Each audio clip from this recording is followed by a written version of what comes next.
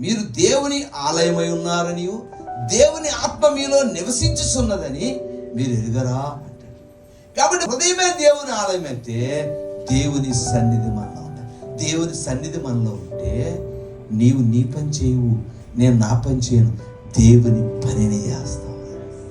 అది నేనేమంటానంటే, ఇంత కష్టపడి భక్తి చేస్తున్న మన జీవితాల్లో దేవుని ఉనికిని ఇప్పుడు వరకైనా మనం గమనించామా? దేవుని లేఖనాల ద్వారా దేవుడు నీతో స్పష్టంగా మాట్లాడుతున్నాడా? లేదా దేవుని స్వరాన్ని వింటున్నావా? లేదా దేవునితో నువ్వు మాట్లాడేటప్పుడు నువ్వు నా ప్రార్థన దేవుడు ఆలకించాడన్న అనుభూతి నీకున్నదా? లేదా ఏదో అలవాటుగా ఏదో కాసేపు ప్రార్థన చేసి వేసిపోతున్నావా?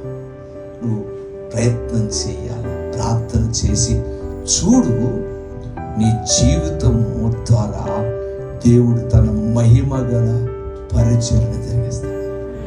నీ జీవితం ద్వారా దేవుడు తన చిత్తాన్ని జరిగించుకుంటాడు. నీ జీవితం ద్వారా దేవుడు తన ఘనమైన